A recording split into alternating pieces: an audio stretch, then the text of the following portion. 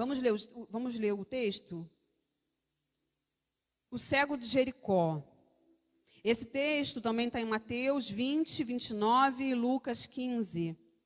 Diz assim: depois foram para Jericó. Saindo Jesus com seus discípulos e grande multidão, Bartimeu, o cego, filho de Timeu, estava assentado junto ao caminho mendigando.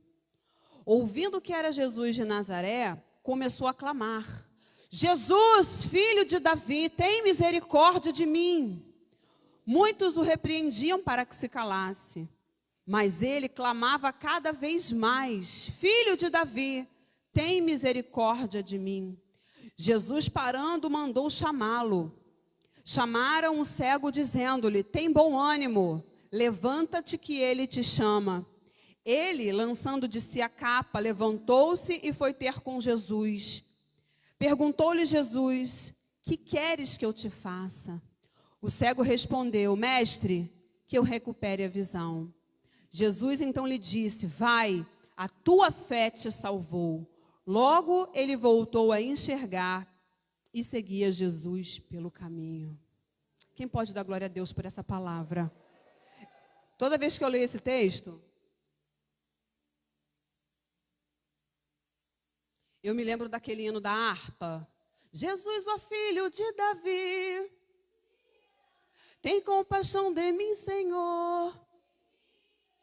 Jesus, ó filho de Davi, atende o meu clamor. É lindo. Gente, eu amo a harpa, tá? Eu não sei vocês, eu digo que eu tenho alguma coisa assim, meio assembleiana, sabe? Se tem uma coisa que eu gosto é dos hinos da harpa. Eu cresci ouvindo meu pai cantar muitos hinos. Eu não cheguei a ser membro da Assembleia de Deus, na época que ele era de lá, mas eu cresci ouvindo essas canções e acho que as pessoas que compuseram aqueles hinos são muito felizes nas composições, né? Bom, mas vamos lá. Quando a gente começa a analisar, pode fazer um fundinho para mim, meu anjo? Quando a gente começa a analisar esse texto aqui mais de perto, a gente sabe que Jesus operou muitas curas e milagres, assim como ele faz até os dias de hoje. Mas quando a gente começa a analisar esse texto aqui um pouco mais de perto, a gente precisa entender o que está acontecendo aqui como pano de fundo dessa história. Assim como a nossa história, né, a gente chega na igreja, todo mundo bonitinho, cheirosinho, mas ninguém sabe qual é o pano de fundo da nossa história, né? O contexto que a gente está. Esse homem aqui, esse cego chamado Bartimeu, ele está aqui na Bíblia dentro de um contexto social. Esse contexto, gente, não é um contexto muito simples para uma pessoa daquela época. Por quê? A gente tem que entender que Israel, nesse momento, está vivendo aqui sob o domínio do Império Romano. E aí, o que vai gerenciar a vida daquelas pessoas? É uma economia baseada no pagamento de impostos. Aí você vai dizer assim, nossa, não tem muito de diferente dos dias de hoje. Mas essa economia aqui, para esse governo, só interessava quem tinha condições, ou o indivíduo, ou a família, de pagar impostos. Ora, eu disse para vocês, e a Bíblia fala, que o camarada era cego. E não era apenas cego, ele era cego e mendigo. Bartimeu, para as autoridades, ele não significava absolutamente nada. Por quê? Ele está dentro de um conjunto de pessoas que no grego se chama, eu estava até falando com o pastor isso em casa, que é um nome difícil, os tokoi, aqueles que sobrevivem com recursos abaixo do nível do necessário. O que hoje nós diríamos que são pessoas que vivem abaixo da linha da pobreza. Pessoas que hoje ganhariam, sei lá, menos de R$5 por dia para se alimentar. Como nós temos visto hoje aí na pandemia, pessoas que estão desesperadas atrás do pão de cada dia. Essas pessoas, como nos dias de hoje, não interessam para os governos, amém, igreja? Para o governo, essas pessoas não são interessantes. E no tempo de Bartimeu não era diferente, essas pessoas não eram contadas. Além dele ser cego, ele estava numa condição de pedinte. E ele estava onde? Sentado onde? À beira do caminho. Essa frase, ele estava à beira do caminho, não significa apenas que ele estava sentado no meio-fio esperando a sorte chegar. Significa que ele estava à margem da sociedade, estava fora. não significava nada.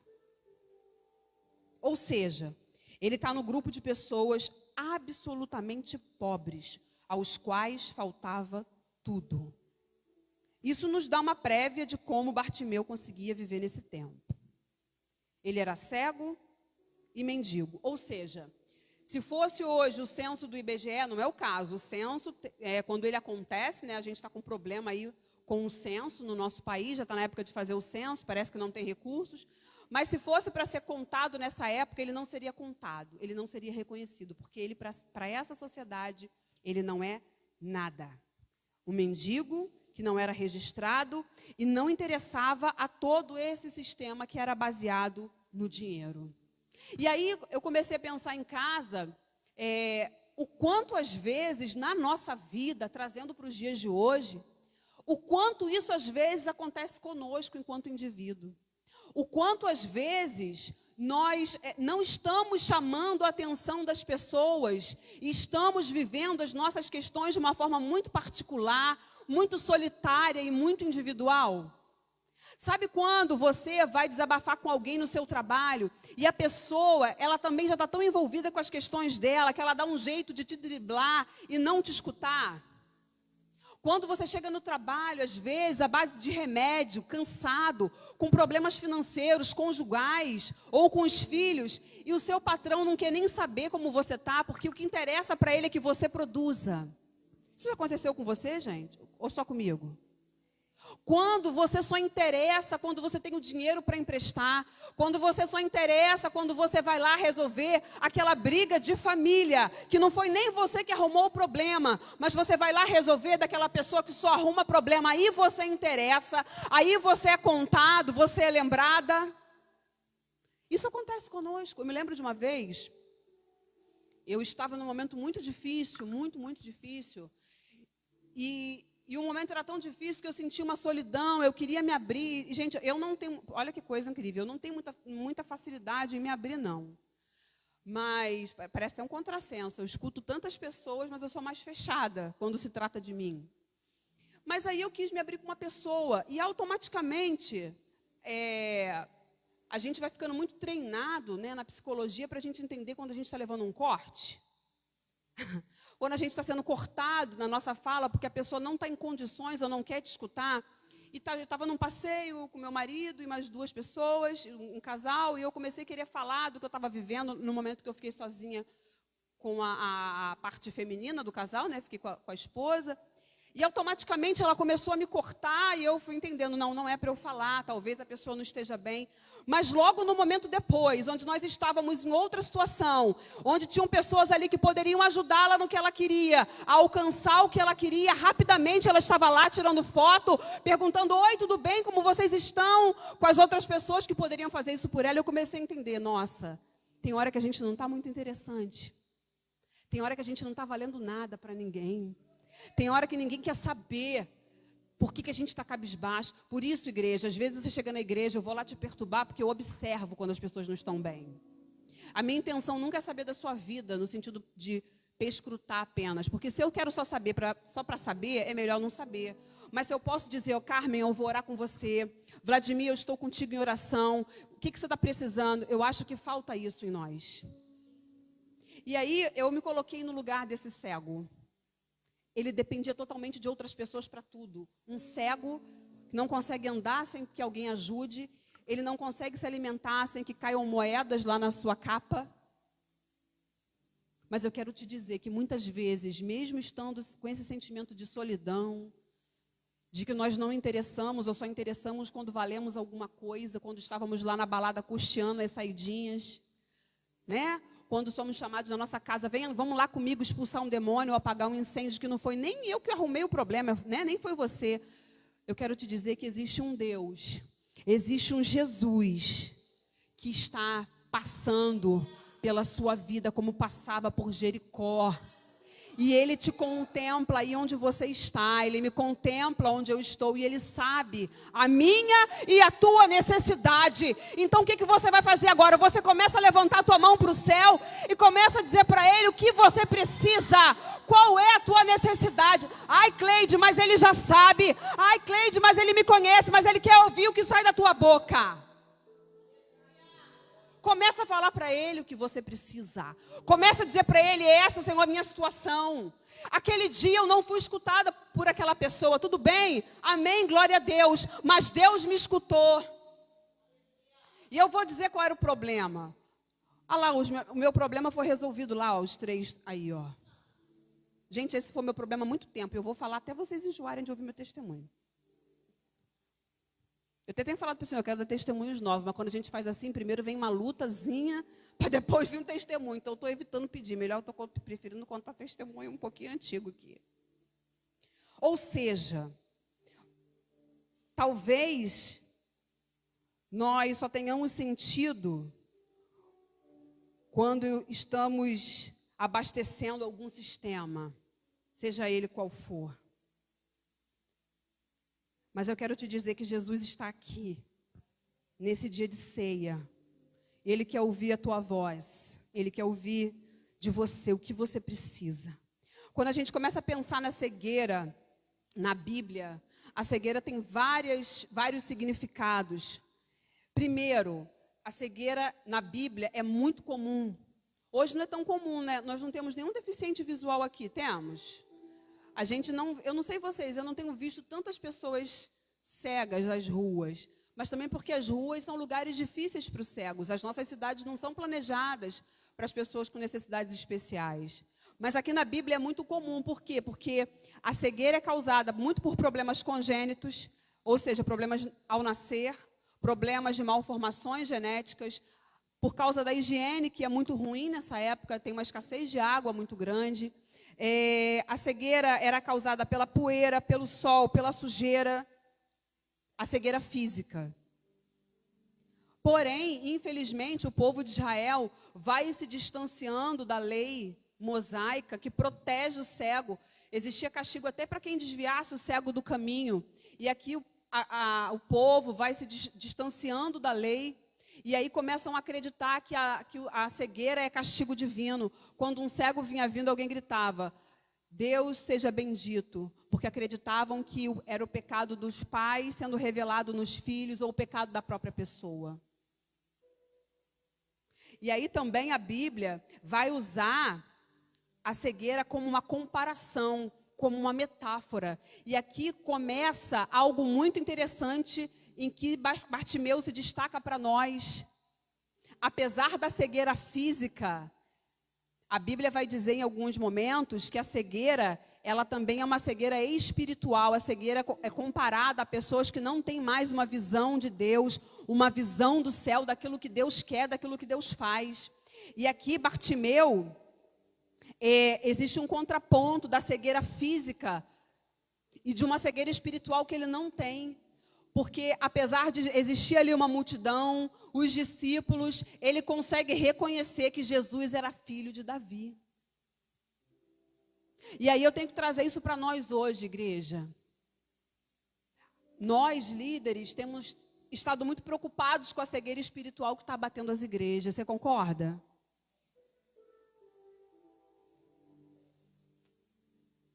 A cegueira espiritual, a secularização, eu e o pastor temos conversado muito sobre isso. O que é secularização? É quando as práticas mundanas começam a se tornar muito comuns na igreja. E aí, uma prática é a gente começar a reclamar quando a palavra é exortativa. Isso é um indício, já começo a dizer, de cegueira espiritual. A cegueira física pode ter cura. Pode ter cirurgia, tratamento, óculos. Agora, a cegueira espiritual é tratada com palavra, é tratada com jejum, é tratada com oração. E o primeiro indício de cegueira espiritual é quando a gente quer vir para a igreja e só ouvir bênção. Sabe, eu amo quando eu venho para a igreja e vem alguém de fora, ou um irmão, e traz uma palavra que eu saio daqui triturada, que eu saio daqui mexida pensando, meu Deus, eu preciso mudar, eu preciso ter outras posturas. Mas hoje, muitos que estão na casa do Senhor, não estão nem suportando mais a sã doutrina. Esse é o primeiro indício de cegueira espiritual. Outro indício de cegueira espiritual é quando a gente começa a achar tudo normal. Eu posso tudo, não tem mais parâmetro para nada. Sabe? Eu perco muito mais tempo com o telefone na mão, vendo rede social, vendo grupo de não sei o quê, vendo coisas que não edificam, do que me concentrando às vezes na educação de um filho, na leitura da palavra. Gente, isso não é bobeira não. Sabe, eu acho que lá na porta do inferno vai estar escrito assim: isso não tem nada a ver. Frase do inferno. Frase do capeta para mim e para a sua vida. E eu não estou falando só de jovem, eu não estou falando de adolescente, eu estou falando para toda igreja. Pode ser velho, pode ser novo, pode ser adolescente, pode ser da minha meia idade, pode ser o que for. Todos nós temos que andar em santidade. E buscar, pedir ao Senhor o que eu tenho feito que ainda é uma cegueira na minha vida. Sabe, a gente está aí arrebentando uma classe de pessoas. Nós amamos as pessoas, mas não amamos o pecado delas, amém? Mas muitas vezes eu fiquei vendo muito triste, gente, a fala de alguns pastores com a morte do ator famoso que morreu essa semana. Tinha que morrer mesmo, porque era gay. Tá, e a pornografia que muitos veem escondido dentro da igreja, estando nos bancos das igrejas. E o não dizimar, que é um pecado, porque é uma ordenança do Senhor, e a gente vai fingindo que está tudo bem. Está tudo bem. E os relacionamentos nossos dentro de casa, que às vezes são os pontapés, e a gente quer massacrar uma classe de pessoas, quando na verdade a posição da igreja é: estou orando para que o amor de Deus alcance aquela vida, para que ele possa sair daquele leito e dizer: glorificado e exaltado foi o Deus que me tirou do Covid. Ele morreu, creio que tenha sido até a vontade do Senhor, não sei.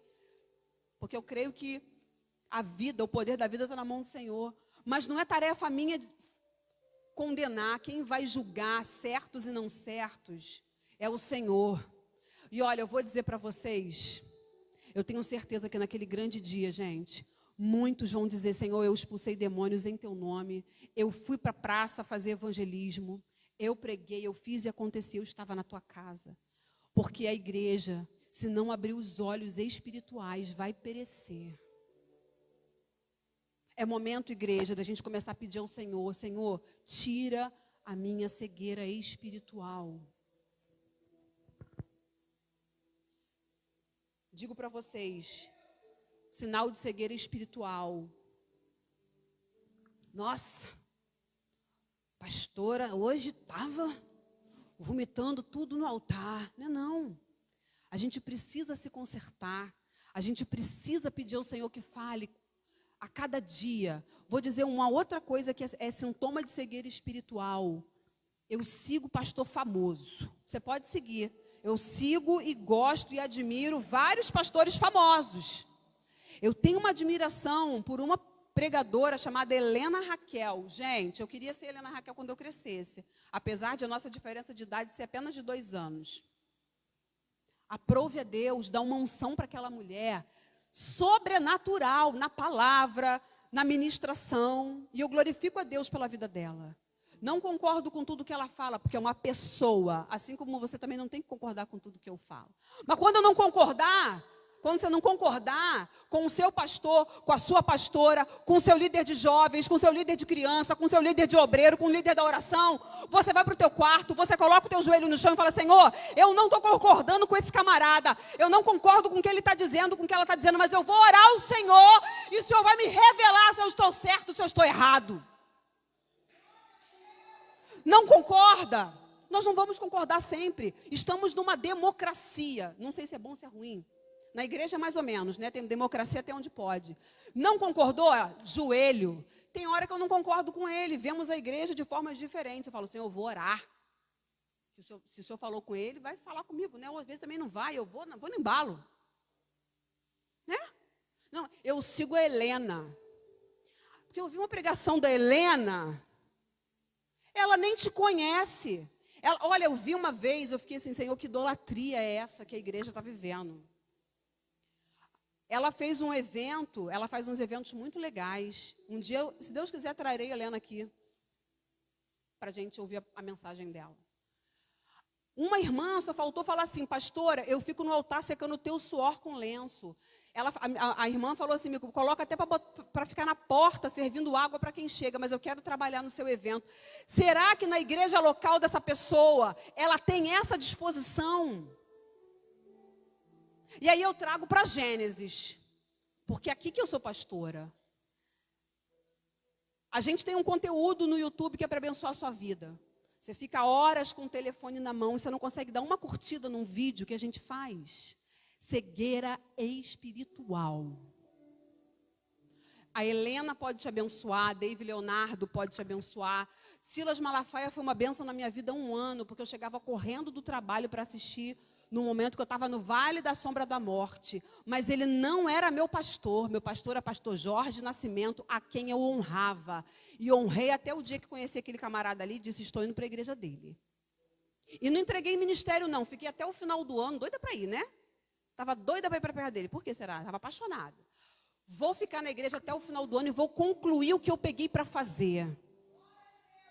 Vamos pedir, igreja, para Deus tirar nossa cegueira espiritual. Por quê? E eu estou falando isso para o seu bem, para a sua saúde. Porque quando morre alguém da tua família, não é Helena que faz ofício. Quando alguém vai lá orar, que tem alguém doente, não é o David Leonardo, não é o Luciano Subirá, não é o Ed René, é Eliseu, Cleide, Eric, os diáconos da igreja, o coordenador da oração, a irmã Jacira das tranças. Eu vou pedir a Jacira para orar por mim. Então ela vai orar e vai fazer. Mas quando acontecer lá o chá de bebê do teu filho, qual você orou para vir, chama a irmã Jacira. Porque foi ela que orou. Dá honra para quem precisa de honra. E sabe, Deus tem falado: Eliseu e Cleide, vocês têm perecido porque está na hora de sair da lua de mel com a igreja e entrar no caldo grosso. Está na hora. Tem pouquinha gente. Porque é de pouco que se aprende. Pega uma criança pequena dessas aí. Se você não botar no caminho certo em casa, na rua, na escola, não vai dar problema. A nossa igreja é um bebê. Mas está na hora de começar a dar aquele caldinho de feijão. Nem sei com quanto tempo de vida que começa a dar, com 3 meses, 4 meses, 6, sei lá. Já tem 1 ano, já é para estar começando a dar os primeiros passos, soltar as primeiras palavrinhas, chegar no culto, é glória a Deus e aleluia. Que céu fechado, então abre o céu com a sua voz. Ministério de louvor não tem obrigação nenhuma de se fazer aqui loucuras para a gente abrir a boca e adorar. Abre a boca e adora. Pede a Deus, e se você não está entendendo o que eu estou falando, vai para casa e ora que você vai entender. Cegueira espiritual. A gente está fingindo que está tudo bem, está tudo lindo, não está. Se você quer que Deus se agrade de você, comece a pedir ao Senhor: Senhor, tira toda a trave da minha cabeça, do meu olho. Bartimeu era um indivíduo como eu e você. Bartimeu estava numa situação limite. Cego, mendigo. Não havia a menor expectativa para esta pessoa. A sociedade não era como a nossa. Nasci uma menina pobre, mas nasci bonitinha. Conheci um jogadorzinho de futebol. Vou mudar de classe social. Nasci bonitinho, mas nasci pobre. Conheci uma global. Vou casar e vou mudar de classe. Não tinha isso. Não tinha. Nasceu dentro daquela família, era o que estava posto. Era o que tinha para a hora. Ele não tinha expectativa de nada mudar. Toda a situação determinava que era o fim. Ia passar o resto dos seus dias dependendo da esmola dos outros. Mas Bartimeu tinha visão espiritual. Bartimeu, além da visão espiritual, ele tinha ouvido e tinha voz. Fala comigo: ouvido e voz. E aí ele começa a mudar a história em seu favor, usando o que ele tem. E sabe o que eu aprendo com Bartimeu nessa noite? Como a gente fica reclamando do que não tem, ao invés de olhar para o que a gente tem. Vou repetir. Pega a visão. Para de reclamar do que você não tem. E começa a usar o que você tem. eu tenho visto, eu vou falar porque eu fico muito admirada das irmãs que estão começando agora com os bolos. Eu estou vendo a Monique vivendo isso, a Claudiane, a Yara.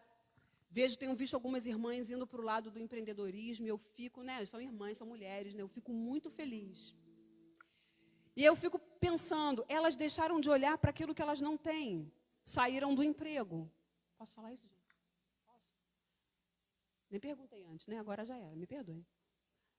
E elas começaram a olhar para o que elas têm. Faço o bolo bem.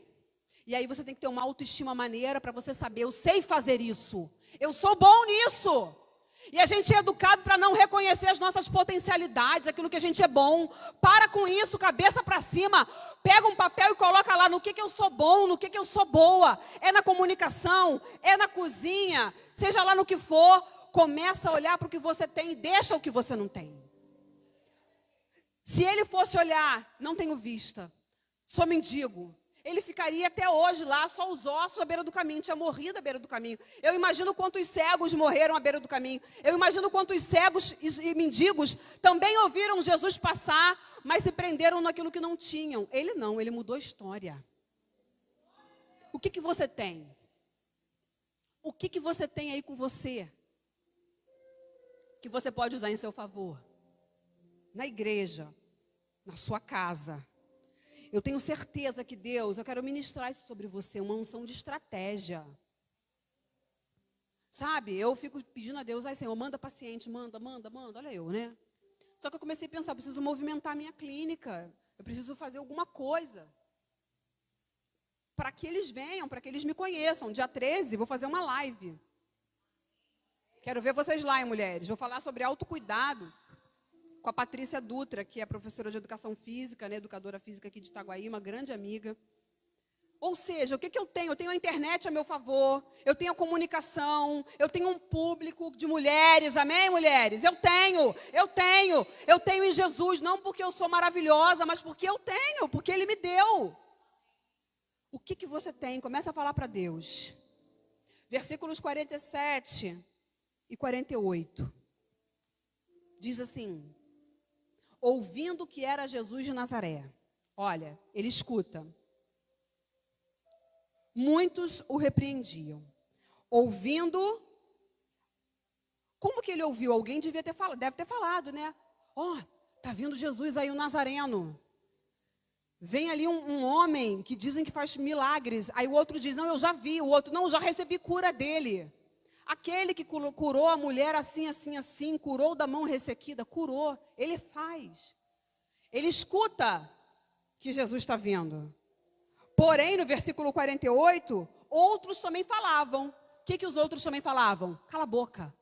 Shhh, ele não vai te ouvir. Fica quieto.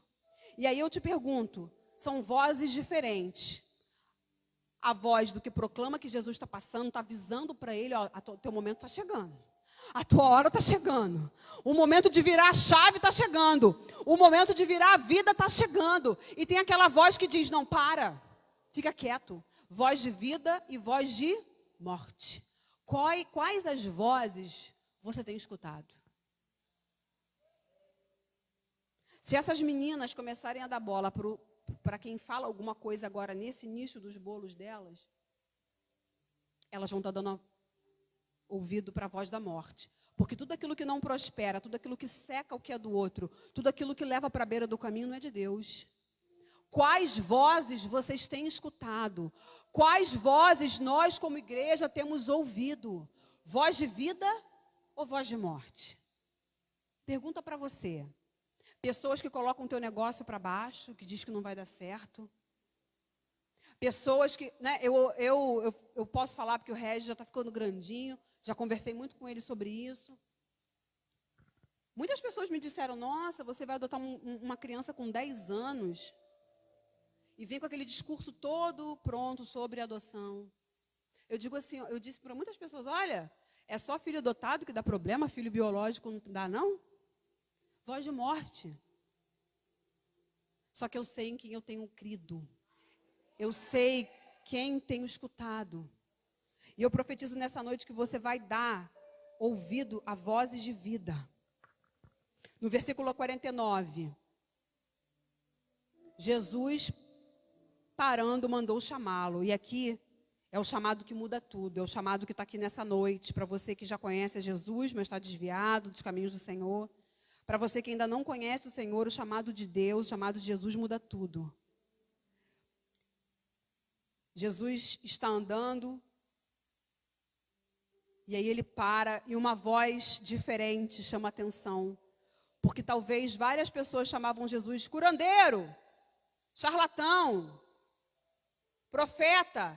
Mas a voz que disse, Jesus, filho de Davi, foi a que ele escutou. Chama por ele. Porque esse chamado, essa parada de Jesus para atender Bartimeu muda tudo. Bartimeu decide ao encontro da mudança. E aí, logo depois, versículo 50, diz assim, ele, lançando de si a capa, levantou-se e foi ter com Jesus. Essa capa significa tirar todos os entraves que atrapalham o seguimento para uma nova vida. Não dá para seguir Jesus com coisas velhas.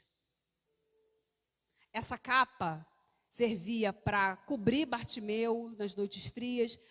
Alguns estudos dizem que servia para que ele tivesse autorização para praticar a mendicância. Mas aí ele diz assim, chega disso aqui. Eu não vou mais ser conhecido como cego Bartimeu. E aí, mais uma vez, eu trago para a igreja. Por que práticas antigas, se nós já atendemos a esse chamado? Se você atendeu o chamado, se eu atendi o chamado, tem coisas que não podem mais fazer parte da minha e da sua vida. Tem coisas que não podem mais fazer parte da minha e da sua vida.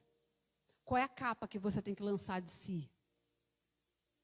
O que precisa ser jogado fora nessa noite? E aí, para terminar, nós teremos ceia ainda. O versículo 52. Jesus lhe disse, vai, a tua fé te salvou. E ele volta a enxergar que era o que ele tanto queria. Mas o que ele recebe de mais precioso é a salvação. Aquele que antes vivia à beira do caminho, segue Jesus agora no caminho. Ele sai da beira do caminho e vai pro caminho. Aquele que é o caminho, tira da beira do caminho e coloca no caminho. A salvação é o caminho, amém? Ele é a própria salvação. Ele é o caminho, ele é a verdade e ele é a vida. Ele tira da beira do caminho e coloca no caminho. Aquele que é o caminho, salva no caminho.